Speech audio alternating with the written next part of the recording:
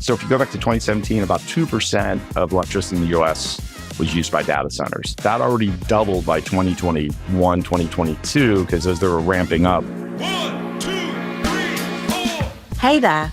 Welcome to The New Rules with Alan Pence, where we help you navigate today's chaos with precision. Your host, Alan Pence, has 25 years of experience working in business and government, and he knows how the old rules have fallen apart. Each episode, we'll explore how to thrive in this new landscape by mastering the new rules while everyone else is still figuring them out. Let's dive in. We are joined today by a very special guest, Tom Terbush. So Tom is what's your official title? So officially, I'm the president of EPRI International. I work for the Electric Power Research Institute that's based here in the US, but I'm based in Paris, and also the vice president of what we call member and technical services. So basically, we're working with our members, external stakeholders around the world. Yeah. So EPRI is the largest electrical focused research organization in the world. What's that? How would you describe it? I'd say it's definitely the largest nonprofit. We do about $500 million worth of R&D a year. We were founded in the US over 50 years ago. We've got several hundred members in 50 countries around the world, half of them in the US, half of them outside the US. And our focus is on basically developing, accelerating, demonstrating, and making deploy-ready technologies to make energy more affordable, more reliable, and cleaner. Yeah. So you guys span all these issues from how do we do a green technology, a green energy transition to how do we get power for AI, right? And the technologies go from solar, wind to nuclear to gas, everything across the board. All of the above, from the fuel to how you generate electricity or how you you transmit energy from one person to another, from supply to demand, how it gets distributed, and then how it gets used. And you're working, you said, with 50 countries around there? About 50 countries. So we have, more than that, but we have members in about 50 countries. So mostly in the developed world, Europe, Asia, Latin America, but more and more in the developing world now. Yeah, that's awesome. All right. So the big story, right, is AI. And all of a sudden, I think I heard it first maybe last winter, spring, where Jensen Huang said, hey, the real governor or limiter on progress in AI could not be chips or data, but it might be power. So give us just a sense of what's going on with AI and electricity, how important it is, what's the scope of the problem that is involved. Sure. Well, first of all, I think we need to note that I'm not an AI expert. I'm an energy expert. So I know enough about AI because I have to this year to deal with the energy consequences, but I'm going to be very high level, not very deep on AI itself, but on the energy implications, very deep, because that's all we've been working on us for the last year, it seems. So, obviously with LLMs, with the new AI, it's much more energy intense, right? So research has shown that a regular Google query uses so much electricity. An inference request on a ChatGPT version 3 or something is 10 times that much. And as you know, from ChatGPT or one of these chatbots, you go in, you get really good. Sometimes you get exactly what you want in the first inference request, but usually it takes several. And so that's 10 times plus 10 times plus 10 times plus 10 times. So it's a lot of electricity demand. And at the same time, we're racing to build these bigger and bigger brains as fast as possible. So the forecasts are pretty, for potential electricity demand, pretty high. And then we'll see. What are the sort of rough order of magnitude estimates of how much is going to be needed by when? Right. So if you go back to 2017, about 2% of electricity in the US was used by data centers. That already doubled by 2021, 2022, because as they were ramping up. Pre-ChatGPT, right? Pre-ChatGPT, but everybody was kind of, this paper came out in 2017. 3.5, right? Yeah. So the new AI really launched, you can trace it back, but there's this paper by Google calling attention is all you need back in 2017. And that really laid out a new way of doing AI, which was contextual. So before that, it was like a matrix algebra problem. You did kind of whatever, you're comparing one thing against a data set of a lot of things, and whatever had the least difference, that's what the AI went with. Now it's all about training the AI to think more contextually. So every instance of the word dog that's been used in the history of your data set, It sees the word before, the word after, maybe 10 words after, 10 words before for every instance. And then it thinks more like a human brain, right? It contextualizes dog as opposed to just equating dog with one thing. So that uses a lot more energy just to train the brains. And that's what's been going on for the last 5, 6 years, 7 years. Now we're getting into inferences. We're actually using the AI. So the energy use is going up more. And there's this bigger is better mentality. We all know about the hallucinations from AI and everything else. The theory is the bigger the data set, the more intensively you train the AI and make these AIs bigger, bigger, bigger, make these brains bigger, they'll have less hallucinations, their quality will be better. It's interesting, just in the last couple of months, the thinking is evolving on that. Maybe bigger, there's probably diminishing marginal returns in going bigger. And so maybe bigger isn't better and it's specialized. So you make them so big, and then to really get better results, you have to build customized brains for certain industries, sub-industries, certain companies, certain tasks.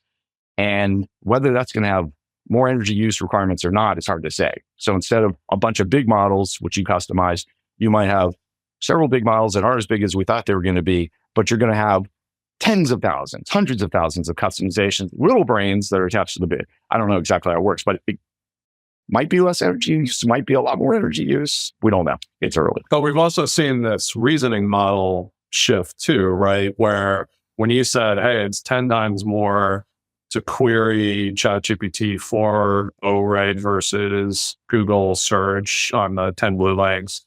But now you have this thing where it's doing these reasoning paths and it's doing multiple sort of inferences. So that's obviously blowing this up already, right? Just from one inference. It's multiple inferences in one query. No, that's right. The new ChatGPT, the way my understanding is the way it lays. So, the earlier versions, you do maybe a series of 10 requests to get to where you want it to be. And the better you get it at inference requests, maybe the less it is. The new ChatGPT is anticipating and it's checking its answers and it's thinking through and so it's layered. So you might, I don't know the latest, but obviously if it's doing 10 requests internally to the model with one request from you, that'd be 100 times the use of Google. I'm not saying they're doing that, but it's definitely going the wrong direction in terms of energy demand. But you were saying sort of before 17, we had about 2% of electricity going to data centers. How's that shifting? And where did you see it going? Well, I would say, first of all, you have to back in history. Back in like 1999, there was this paper that was written, I forget the guy's name. He basically said coal is the future of the internet. Because remember the heady days of the late 90s, early 2000s, the internet was blowing up kind of before the crash, the mini crash that we had that we rebounded back from pretty quickly in the internet 1.0. They were looking at all this, energy demand as far as, they were really predict this one guy and several people were predicting like just unlimited energy demand from just internet 1.0. That didn't materialize. A lot of people at the time said, no, that's not possible. Come on. And really what happened is they took Moore's law, which is a doubling of transistors for equivalent cost over 18 months or so. And there's energy benefits to that. And then they started focusing in the late 90s and early 2000s on energy efficiency. And so Intel started coming out with energy efficiency chips. This was really driven by phones and laptops needing extended battery life, and the chips were burning them out. So they had to make them more energy efficient for a given level of task. So we saw amazing progress in energy efficiency on chips in the 2000s. And so we didn't get that. Come 2017, all of a sudden we're in this new world. I don't know if we're in Internet 3.0 or 4.0 or what this will be, I guess 3.0. The demand for build these models bigger and better. And remember, it's a race. It's a race between the 4 hyperscalers, between Apple and Google and Microsoft and Amazon. They all want to win. But also the US federal government is very involved in this race, supporting this race, making sure they get the energy that they need to develop these brains and build these models out as fast as possible, because there's economic and national security implications, right? Economic, we're in the cusp of a new industrial revolution, right? These things could change every industry, could change everything.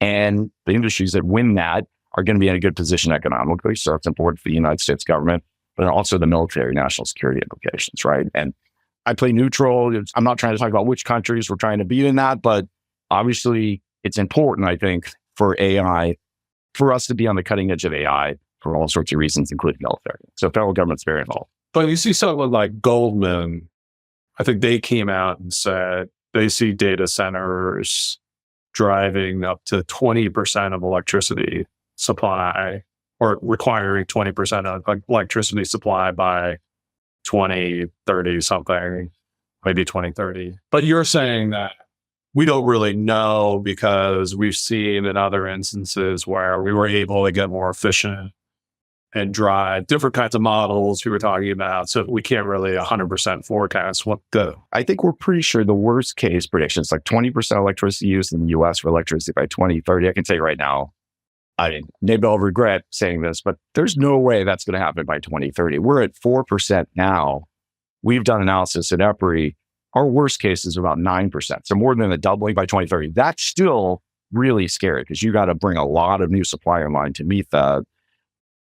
I think the things that energy industry with EPRI, the tech industry with the hyperscalers and NVIDIA, and the federal government in the US are focused on are really three things. One, radically increasing the efficiency, the flexibility, and the supply all at the same time. So the efficiency, there's two parts to it.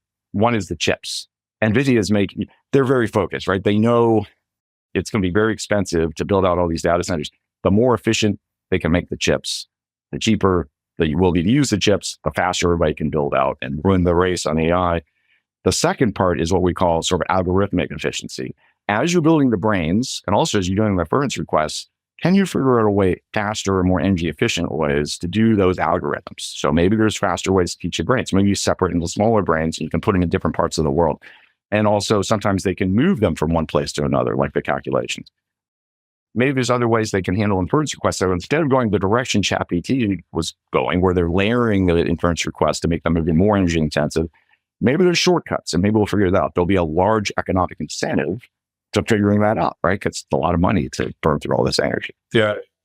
So in that 9% as the worst case, you're saying, is that what it will require? Or is that what you think the limit of our ability to generate is? That's our estimate and require. We could do more, right? In this country right now, we're throwing up so much gas generating capacity to just stay ahead of demand. We could go more. We're really thinking, if you look at some pretty radical assumptions on chip efficiency, which we think are possible, other types of algorithmic efficiencies, the other things that we're working on are really the flexibility of the system itself. So using data centers, as in energy terms, we call it as a grid resource. So the problem with electricity is you can't actually store electricity very easily, not at scale. We're starting to do that with batteries and all that. But historically, you store energy in the electricity system through fuel, through natural gas, through coal. You've got sitting there. And when the electricity demand goes like this, you need to bring more plants online. You run coal and gas through those plants. You bring the electricity on. That's costly to hit that peak, that one time a month or one time a day where you need X amount of electricity for an hour. So if you can make these data centers more flexible so they can maybe switch to backup power, backup batteries, so gas turbines, very small ones, or other ways that when demand goes too high, data centers can down power, still do their calculations, still do what they need to do, but you don't have to build out as much supply if that data center can down power. And some of these data centers, right, these complexes we're talking about, 1,000 megawatts, which is about as much electricity as maybe 800,000 to 1 million homes would use. We're now looking at data center complexes, 5,000 megawatts. So that's 4 million plus homes worth of energy being used in one place. State of Virginia next door, so we've got about 12 states where this is concentrating right now. State of Virginia is already close to 25% of electricity in Virginia goes to data centers, mostly Northern Virginia. Our estimates, so while we say 9% might be the ceiling based on all these puts and takes, Virginia could be as high as 45% by 2030. Can you imagine half the electricity in Virginia going to data centers? We already see people resisting that, like in Loudoun County, Virginia. People are like, it's going to, and it has implications for access to electricity, cost of electricity, all this. Right. And there is a certain, you talked about offloading to other places, but there is a certain utility in co-locating, clustering data centers, right? So these 16 states are likely targets to continue to develop. From an energy perspective, there's puts and takes. It's almost better to distribute because you put everything in one place. All of a sudden, you have to have all the energy supply there or more transmission to that point. I think from a hyperscaler AI perspective, there's certain latency issues and other things where they need these data centers in many cases close together or close to main trunk lines, cable lines where they have ready access to their whoever's going to be using it. And that's why Virginia, as the internet really started, is orbiting it and those big trunk lines were laid outside of DOD in Virginia. So as a result, we're now seeing AI locating there. So that's fascinating. All right. So let's talk about the possibilities of different forms of energy, right? So this feels like a huge challenge to the green transition. So talk about like, what are the main fuels or sources of energy we're going to be using? And then we'll get into like how green these could be or not green. Yeah. So one thing to understand is, before I jump into that, is the scale of how fast this build is happening. I think Microsoft and Google at least have doubled their data electricity demand over the last 5 years, something like that, through data centers mostly. They are collectively, those big four, Amazon, Google, Microsoft, Meta, are spending about $50 billion a quarter this year on building out data centers. It's insane. That's $200 billion in a year, roughly, give or take. That's a lot of data centers. That's a lot of capital. That's a lot of energy. So what I think, at least the United States is doing is, and working again, federal government, working with the energy sector, working with the hyperscalers and NVIDIA, is looking at how fast can we bring this stuff on and how can we get it? Because Microsoft and Google's CO2 emissions are out the roof, and they have these targets to be incredibly carbon free by 2030. Right. So they've pledged in SEC filings to be net neutral, sort of, right? And they probably will get sued and they're doubling their emissions or something. Some amount. Yeah. I mean, the good news is if you care about decarbonization, is at least these hyperscalers are putting money to decarbonization. So right now, they're doing everything, most of them, I believe, or they're at or close to net zero because they're buying renewable energy credits and other things to balance out, to compensate for their emissions. And then they're also trying to clean up the source of their energy. They're going beyond that by 2030, at least Google, I think the rest. They want to go so 24/7 clean energy means not just buying all the electricity you need over 24 hours from solar, which you only get during the day. So you're overbuying during the day and you're underbuying and using coal or something at night. They want to figure out for all their data centers around the world, how do they use clean electricity every hour of the day? And this thing is making that all the more impossible. They're saying they're dedicated to do it, and hopefully they can get there, but that's where the supply comes in. Right now in the US, we're building gas, at least companies are going heaviest hit, are building gas generators, gas generation facilities as fast as possible because it's cheap and it's fast. You can get these things up right away. Costs are low. It's also a dependable supply, right? It's not intermittent. You can just run the gas as long as you have access to gas pipelines, which is probably a limiting factor at this point. So gas is kind of first and foremost. Do you think that's like really driving the increase right now is mostly natural gas? Well, that's helping to do it. And then obviously these hyperscalers, whenever these data center developers, owners, they're trying to find supply where they can. They're scouring the United States, the world, to get access to energy sooner rather than later. They're going to, with the federal government is looking at how can we accelerate very short term the permitting? How can we streamline permitting for other maybe cleaner sources of electricity that they can have access to? But again, gas is easy. Possibly we have all these coal plants. We've been retiring coal plants for economic reasons for the better part of a decade. So coal used to be 50% of electricity came from coal in the United States maybe 15 years ago. Now it's probably less than 20. It's much lower. Gas has replaced coal. And these coal plants, the utilities are just retiring them. They've announced retirements. It's not really necessarily being driven by federal regulation somewhat. I think you're going to see in some cases where needed, they're going to extend, they're going to push off the shutdown dates for some of these coal plants just until they can figure out a cleaner source, a different source. So that's part of it. In the not long term, in the 3-year sort of window when a lot of these things are going to be built, we're looking at, one thing EPRI is working on with the industry, with the hyperscalers, is what we call grid enhancing technologies to really enable the utilities. One thing that's very hard is to build transmission right now. It takes years, it's expensive. You can invest billions into a project and it might not actually go forward because you have local resistance, NIMBYs and everything else fighting transmission, very tough. So, but we have all these existing rights of way. So if you can increase transmission throughput by 50%, you can get the electricity from where it's at, the supply, to where the data centers need it. Hyperscalers are very interested in making sure utilities have access to this technology. There's a lot of good technologies out there that are not all fully demonstrated or at least deployed in the US.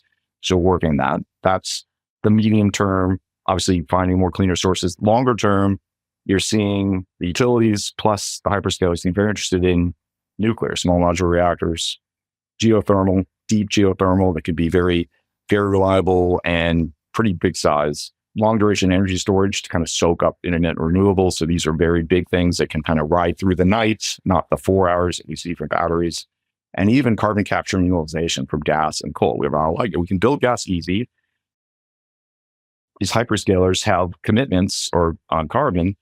If we can bring carbon capture technology in at a reasonable cost and efficacy, they also want to look at that. So let's go through some of these one by one. Like, so say solar and storage, and to some extent wind, I guess. So what's the cap there? Like, as I understand it, they just can't scale to the level we would need them at a conceivable time. So what's the status of those? Yeah. So obviously in North America and Europe, we're building those almost as fast as we can. I mean, between the credits in the Inflation Reduction Act, and those are being built out already, it's probably not going to be fast enough. I mean, there's permitting bottlenecks. There's other bottlenecks that are actually limiting how fast we can roll that out, right? And these are all over the country, very big scale, both solar and wind.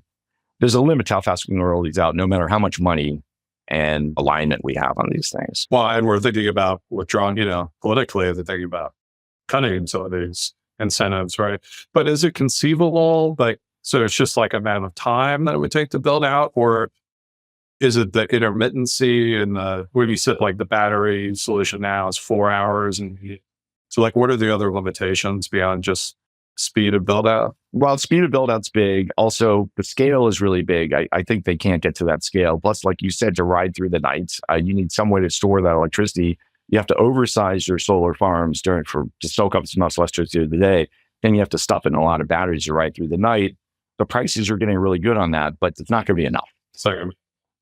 But if you're looking at, is it harder to get gas built, like a gas turbine built and working than a solar? Or are they kind of similar, do you think? Or you can put gas much, much faster. Okay. So gas is more scalable in the sense like faster to put on, cheaper at this point, probably. You can scale gas. I think probably one of the bigger limitations. There's some parts of the country where that might be tough to do, like say California. I'm not even sure if you can legally build gas at this point, except with like a sanction by the governor or something. I'm not sure about that. And there's other places where we're capacity constrained on gas pipeline access. So even if you can build a thing fast, you might not get gas. You have to look at the pipeline, and pipelines are in some places harder to build than they used to be. Right. And what about this idea? So there's a Substack I read called Doomberg, and he came out with this idea of like, just go take the data center, run it out of the Bakken shale and hook like the gas turbine right in and forget about the grid, right? Is that a possibility that we just like, they're flaring this gas off as they're fracking oil? Could they just locate the data center there? You could. And I think you'll see, I think North Dakota is one of the states that's seeing a big uptick for that reason. North Dakota is North Dakota, yeah. But what we're seeing is a lot of hyperscalers don't want to just burn gas forever without at least capturing the carbon. That technology is getting close, but it's definitely not in the money yet. That needs some more development. So they're very interested in seeing if we can do that. I think with their commitments, they don't want to have it 2030 and all they've done is build out a lot of gas with a little bit of this and that. And their CO2 emissions are now triple or double, or quadruple what they were, say, 5 years ago. So okay.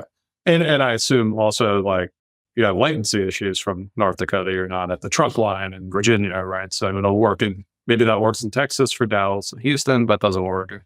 And you're running mission critical 24/7 operations increasingly out of these data centers, right? So it's not just like getting your YouTube video. It's more important than that as we build the economy on that. I mean, there's some flexibility on building the brains. So they don't have to be, the latency is less of an issue as long as you've got enough capacity clustered together as they're training these big IA brains. I imagine that's probably a lot of what's happening in a place like North Dakota. Right? Winning the race means building these brains as big and fast as innovatively as possible. Yeah. And so if we go back, say like solar, like I had talked to you about that Noah Smith piece and his Substack about he thinks solar and storage will scale and be the solution. And I think what we're saying is, at least in the near term, it's going to be a part of it, but it's just not. And what gas is a lot cheaper and easier to put online, but still limited by pipelines and things like that and regulatory issues, particularly in some states. So then let's talk about nuclear, large nuclear and small modular. Yeah. I mean, they're both options. I think the challenge with all of these technologies, whether it's CCUS, the carbon capture, whether it's the deep geothermal or the nuclear, or even long duration energy storage, which could help with the build out the renewables faster or utilize that in a firm way, is they're kind of at first of kind deployment scale. And some of them have not even been, a lot of these new nuclear plants have not been deployed at all. They're not past, they're maybe not even to demonstration yet. So they got to get from first of kind where they're going to be very expensive, not in the money, even for Google, who's willing to probably pay a premium above gas, to what they need to be nth of a kind, which might be 7 or 10 of these, right? So we have to figure out some way over the next 5 years for all these technologies to get to nth of a kind. I mean, the first of a kind, get that actually done, learn from that, and build out rapidly the first few. There's going to have to be some risk coverage from the industry as a whole, with government, with everybody, to try to bear those costs of those first few, especially nuclear, but even the geothermal, to get to the nth of kind costs where they're actually in the money and useful. We're not going to win AI if we're paying 5 times what we could be paying for gas. We're paying 5 times for electricity what we could pay for gas. Not that it's 5 times, but that just won't work. But you would see, like, say, small modular reactors, right? They're just, the first ones are just being built now, right? Is that correct? And so you're just saying that's got to get to scale for it to get cheap enough to compete. And that's going to take 5-10 years, right? Yeah, it's going to take some time. And everyone's very interested in making that happen. Federal government, hyperscalers, the energy industry.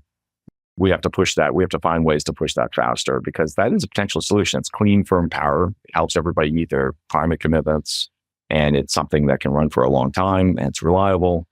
But you have to get there, and we're not there yet. And so the SMRs really help you with this, I would assume, some amount of construction time and costs, but also is it a little less NIMBY in the form factor, so it's a little easier to get them in? I think potentially less NIMBY. It's really about risk, right? So building a 1,500 megawatt full-size reactor or 1,100 megawatt, whatever, the price tag to begin with is well over $5 billion.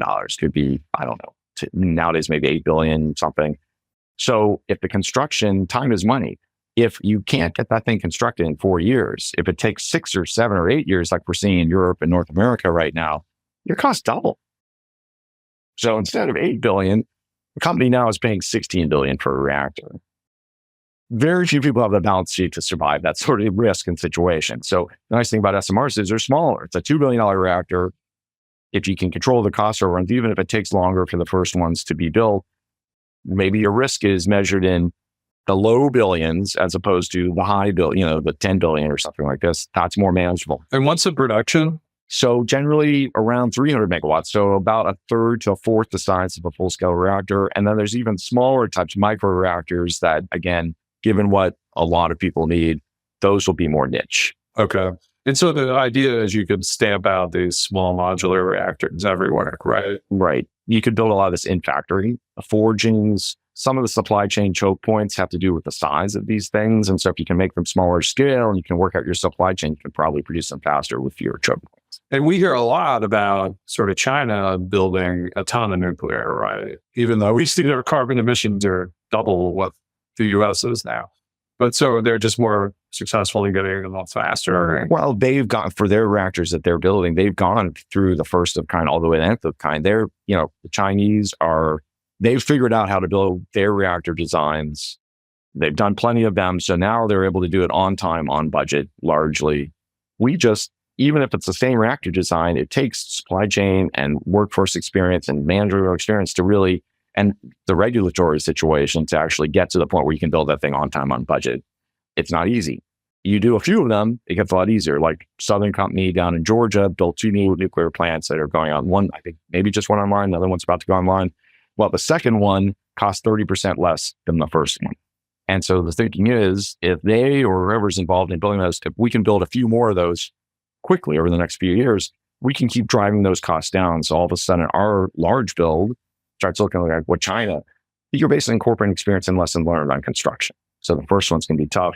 You want to start getting to the point you've done enough of them, you can just crank them out on budget on time. And you had mentioned to me before, like the South Koreans have kind of done, right? I think they're pretty effective. They're of the kind of free world out there. They're the one that I would say is closest to building on a budget on time and has recent construction experience and a successful track record. Yeah. And so I guess we'll talk about a couple more technologies, but it sounds to me like 5-10 years, your only options are really gas and coal and a little bit of solar. You can build, but it's going to take 10 years to build all this other stuff, right? Well, some will be faster. Geothermal, we can bring faster. I mean, we're already, I think, what you're seeing, hyperscalers are sponsoring basically through supply contracts, 20-year supply contracts, like what we call purchase power agreements, first of a kind. So we've got, I think it was Google, but there was someone out in Nevada, and now maybe it was Utah, now it's Nevada. So they're working on a 135 megawatt geothermal site, and that will take a couple of years, but then they can start scaling up. And so it will be all of the above. And these hyperscalers want clean. So they're not going to settle for gas and coal. They're going to be investing and pushing very hard to get this clean stuff faster. SMRs, that's going to take a few years. Geothermal could be faster. They're going to be looking for combinations of storage and solar, like you're talking about, solar and wind. They're going to be trying to figure out how can we increase that. But the challenge is everyone's trying to do that in Europe and the US at the same time.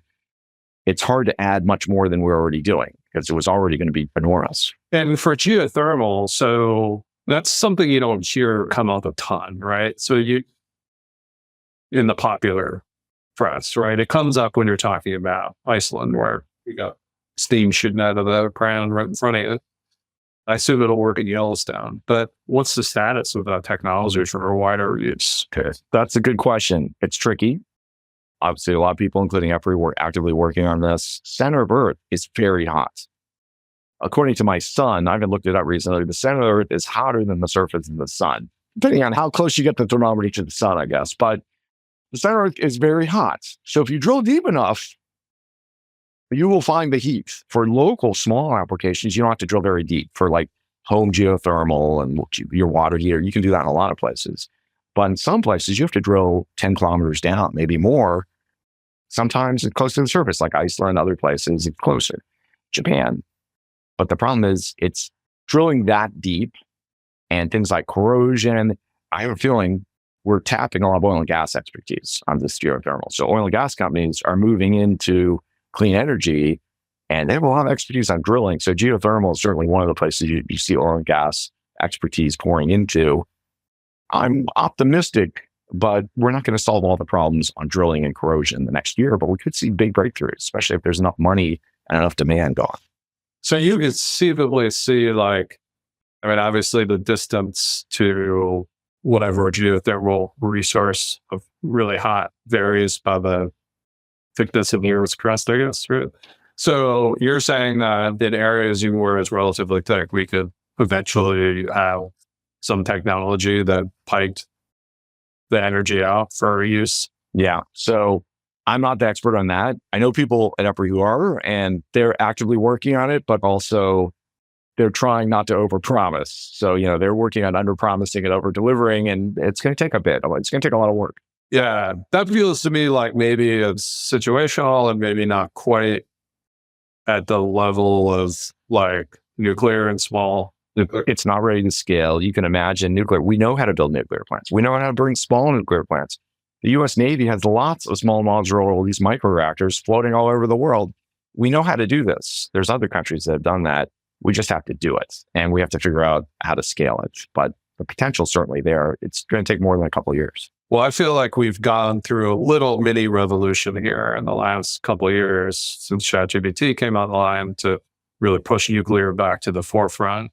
But I still feel like there's a lot of resistance. Again, going back to that Noah Smith article, he represents a broad swath of left of center, very center left opinion. And I still think that they feel it's good. Or, even hear someone like David Sachs who's on the right saying people aren't going to want it in their backyard. We're not going to do it. We haven't been built yet. This is a retro technology and it's going to be a niche energy source. So what would you say to that? I'd say those are well-placed fears, right? Social acceptance is very important. The hope is that they're smaller and a little easier to deal with. At first, they're going to put most of these places where we already have nuclear plants. I mean, in this country, we have 60-some sites with operating nuclear reactors. Those communities, by and large, are that, it pays for everything. It pays for the police department and the school district and everything else. And they're working there and they're very happy with that. So if they have a few more SMRs or nuclear reactors at those sites, that's pretty easy and will face certainly very little local resistance. Could be national resistance from purists who don't want to see nuclear, but that's different than NIMBYism, right? And then how do you expand past that where it really needs to be? So I imagine there'll be some places like North Dakota or Wyoming where there's not a lot of population. You can put this way out somewhere. It might be possible. But on the other hand, we saw in Nevada when the U.S. nuclear industry and the Department of Energy were trying to build Yucca Mountain, 90 miles from Las Vegas, everyone was up in arms in Las Vegas, and they effectively killed it 15 years ago. Yeah.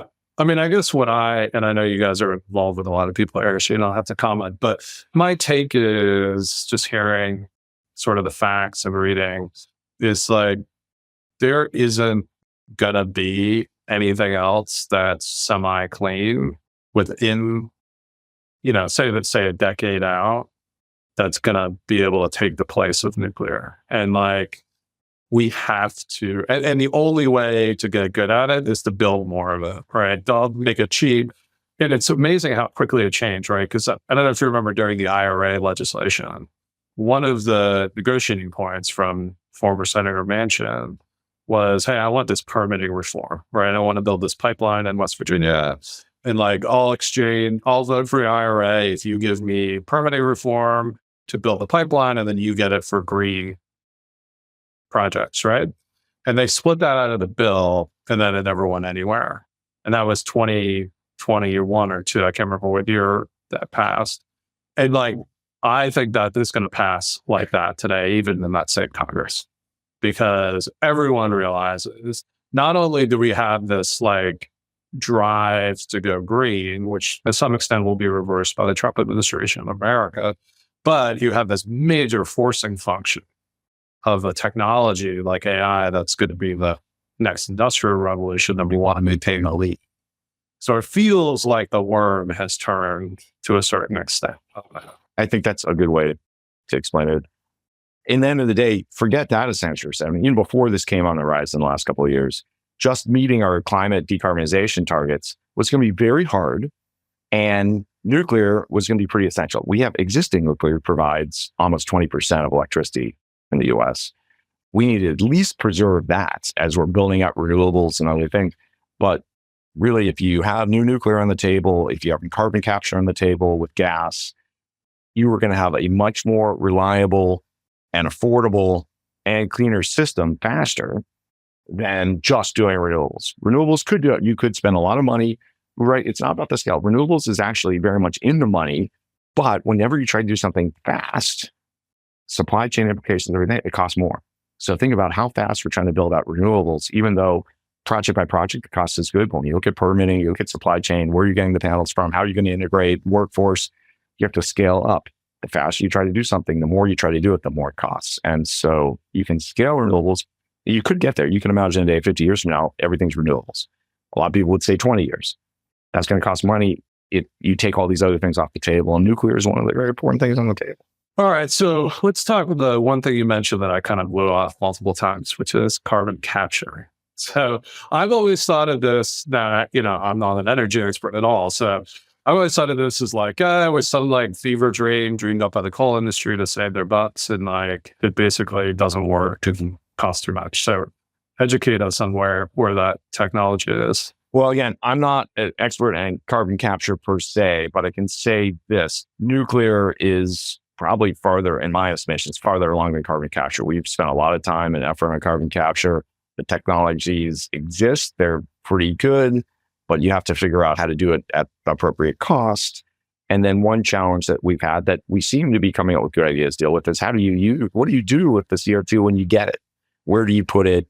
There's a lot of good ideas on that, pipelines and geological formations and all that, but there's a lot of things you have to work out. So some of it goes plant by plant. how it might work well where you have a place to put all the CO2 and another place, like maybe in the Northeast or somewhere, maybe that's not as much of an option. So the use of it is tricky. The cost of it is tricky. I haven't seen it's got a ways to go before the affordability, the practicality and the affordability really get there. There's a lot of good technology we can capture. The Chinese are building a big plant right now that we're following very closely that may get us down that road. It may be that China figures it out, because think about how much coal China has and how they've built. They also are cleaning, for them, it's as much about cleaning the pollutants out of the air as it is about the CO2. So they're just trying to clean their air, and they're trying to put on all the capture technologies they can. At the same time, they want to meet their climate commitments in terms of CO2 intensity and all that. Chinese, we're working on it. Chinese might throw a lot more money at it than we're doing right now. They can scale it up possibly. Maybe we do. I think it's going to take a while. It would be because gas, our models all show that even if you barely use gas, having gas available 20 years from now to use when demand is high and it's the only thing left you can bring on will make things much more costly. Otherwise, you might have to build twice as many renewables 20 years from now without gas, because you have to have that much more storage, that much more renewable to make sure you have energy at exactly when you need it. If you have gas sitting in the background, ready to deploy 10 times a year for an hour, you save yourself a lot of money on build out of other sources. So carbon capture would be nice. Carbon capture would be very helpful. So you keep the system reliable. That is an interesting factor. And I think the US is really going to emphasize gas. Obviously, I think we have massive advantage there, right? It's cheap, it's plentiful. I think we have some of the net proven finds. It's like 100 years of gas supply. So it strikes me that we're really going to focus. And it's interesting to hear, like, it's going to be necessary to bring down the cost of renewables, essentially, right? So you touched a little bit, I don't know how much you can go into the competition between different countries, but it's clear that China is scaling electricity production faster than almost anybody else in the world. And like, are we seeing other countries that are capable of doing that? Is like India in that race as well? And sure. So if there's the ability to scale energy, which India and China do really well and they're racing to do, and then there's where are the hyperscalers and data center operators looking to build? And basically, they're looking to build globally. They're starting in the US, but we're already, Ireland. So we talked about Virginia, it's almost 25% of electricity goes to data centers. Ireland, 25% or maybe a little bit more already goes to data centers in Ireland. And they're projecting maybe 33% by 2026. And it's an island that's trying to be 100% renewable. Very much more challenging than Virginia doing it, quite frankly, because Virginia is interconnected to Maryland and West Virginia and North Carolina. They can bring power in. Ireland has less of an option, right? It has to tie to UK and France, things like that, and there's a limit. So Ireland is getting hit very hard. So European headquarters are in Dublin. We work very closely. And so, EPRI is with the NVIDIA and Google and Meta and all these folks. We've launched an initiative in the last few months that's just looking at flexibility of data centers, using them as a grid resource, which we really, really need to do in a place like Ireland, Virginia, kind of all over, which is about more flexible data center designs, more flexible arrangements, making sure utilities can work with a hyperscaler data center owner operator to do this. So Ireland's they're already very engaged in this. Other places in Europe, UK starting to see a bit. We talked to the French system operator a couple months ago. Well, we continue to talk to them. I talked to them a couple months ago. They're starting to see a big uptick in data center requests. Other places in Europe, Japan's starting to see it. And so what you're seeing is we've had flat or often declining electricity growth. And all of a sudden, even in France and Japan, they're starting to project up. Not from electrification, which they were expecting, which has not happened, but from data centers. So I think we're going to see more and more. I talked to the energy supply, the major energy supply company in India a couple of months ago about this. And they said, man, it's no problem. We're building 1 or 2 coal plants a week or whatever it is. We'll just build a few more. We'll be fine. Yeah, I'm glad the UK is going net zero. Well, India produces 2 to 3 a week of coal plants, right? So you're going to see, and just like benchmarking across the world, when you're talking data centers, I mean, the US is 10 times the number of data centers or close to than any other country in the world? Well, yes, way more than any other country. So, my data is a couple of months old. There's probably close to 11,000 data centers globally. Half those are in the US. most of what's been built the last 5 years is in the US. So used to think over the last few years, there's been 2,000 new data centers put online. Almost the vast majority of those in the US. And it's going to keep growing. And so, yeah, when compared to any other country, it's order of magnitude more in the US than anywhere else. And other countries are going to have to do this. And the hyperscalers themselves are going to do it where we're integrated, like in Europe. Right. The hyperscalers are global, right? So for inference requests alone, they need to put data centers all over the world to deal with their customers. And remember, the hyperscalers are not just using AI so that you and I can sit in our living rooms and like say, okay, write me a speech. Yes, we're all using that, but they are turning this into business practice. I was talking to Microsoft. AI, working with businesses on using AI in their business is huge for them, and they're going all in. And that's a big growth area for them. So you're using AI to make industry and business better in a more consultative model sort of way. And that's where some of these smaller customized models will eventually take. And you see that, like, I kind of feel like the Copilot model, not to pick on Microsoft, but that's probably going away at some point. And it's just like, because I view that as like, it's sort of like outside the business process. It's a separate application in a way. Whereas like the future, it seems to me, is going to be baked into every business process you have. AI will just do parts of it. You won't even push a button to do it, right? Again, I'm not the AI expert, but I'd hate for them to take my Copilot away because, it's integrated with all these things. I know I don't use it a lot. I know a lot of people that use it for almost everything they use. It's their first draft and then they pretty it up. Or maybe it's their next to final draft. I only use it when I need something to look really, really pretty. And I'm very minimalist. I'm like, just make this pretty, And I guess the other aspect of this, it's not all LLMs, right? I mean, you've got Tesla and Waymo and BYD and all these companies running AI models for self-driving. And those are not LLMs, they're different. So we're seeing AI is going to be everywhere, right? And today I was reading a piece on robotics and the level of advances. Like one person was predicting sort of a ChatGPT moment in robotics next year as people, and now they're not having to train the robots to do every little thing. They're giving them AI models that help them learn as they go. And we might see like breakthroughs at those kind of applications. And then you've got like a whole other series of things that are not LLMs, right, running. So this is just blowing up everywhere, it feels like. I mean, they're going to take these big models and they're going to start customizing them a lot. And that's why it's going to have to be very global. And again, it's just going to accelerate. And so we were talking about supply. Yeah, it feels like gas and some coal and some other things might be the short-term solution. And we're working at EPRI very actively on the flexibility. We can build a lot more data centers faster if we already have a lot of supply. It's just that 1 hour in the afternoon, a few times a year, we need an extraordinary amount of generating supply or storage sitting by. We can figure out how to get these data centers to be a little more flexible about how to use electricity, demand electricity, so they can, what we call demand response. We can build a lot more data centers faster, even with the supply we've got. And so that is, in the short term, that's one of the magic bullets that will help get us over the next couple of years. That's awesome.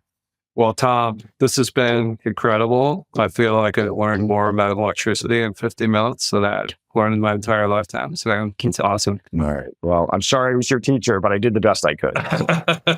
And so people should go check out, it's EPRI, EPRI.com. EPRI.com. EPRI.com. And the two initiatives we're working on, we're nonprofits, so we do a lot of publicly available papers. We have papers like the study I talked about, the 5 to 9% estimate by 2030 of electricity in the U.S. going to data centers. That's in a paper we released back in June. We have more papers on the emissions implications for the U.S. We're working on things for Europe right now. And then we have this DC Flex or Data Center Flex initiative we're working on with the hyperscalers and NVIDIA and all of our members to try to bring data centers on faster by making them flexible, baking into the designs and operating requirements.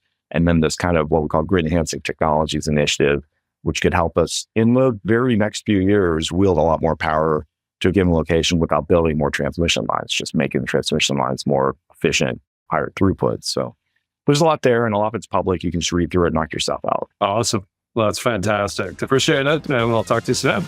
All right. Talk to you soon. You've been listening to The New Rules with Alan Pence. For more insights on mastering the new game, follow @apentz, that's APENTZ, on X, and make sure to subscribe to the podcast so you don't miss a single episode. Thanks for tuning in, and remember, in today's world, you don't follow the rules, you write them.